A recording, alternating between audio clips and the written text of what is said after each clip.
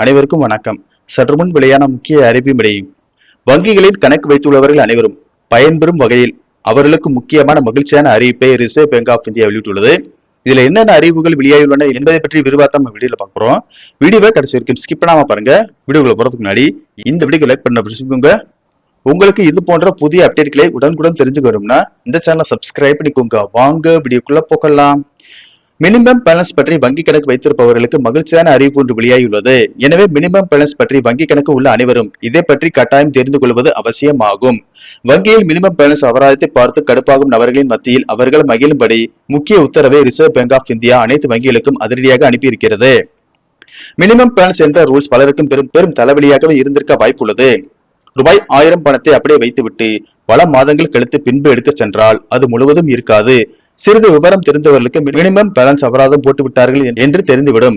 ஆனால் அதை பற்றி அறியாத சாதாரண மக்கள் அந்த பணம் எங்கே போய்விட்டது என்று நினைத்து கவலையடைகின்றனர். இன்னும் சிலர் மாத கடைசியில் வேறு பணம் இல்லாமல் வங்கியில் இருக்கும் ரூபாய் 1000 அல்லது ரூபாய் 500 எடுக்க சென்றால் அப்போதும் அந்த பணம் அபராத பிடித்தம் செய்யப்பட்டிருக்கும்.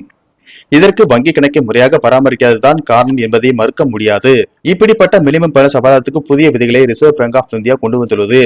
இது தொடர்பான விதிமுறைகளை அனைத்து வங்கிகளுக்கும் அனுப்பி வைத்துள்ளது.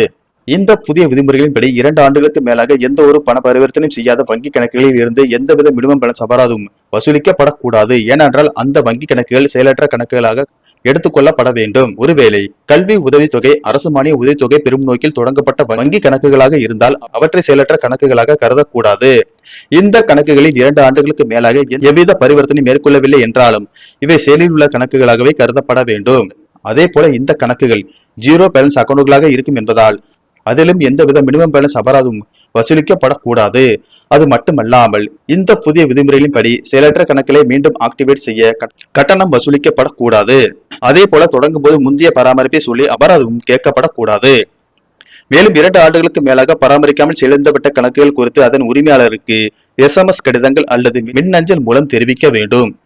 அப்போதும் செயல்படாத கணக்கின் உரிமையாளர் பதிலளிக்காத பட்சத்தில் கணக்கு வைத்திருப்பவரை அறிமுகப்படுத்திய நபரை தொடர்பு கொள்ள வேண்டும்.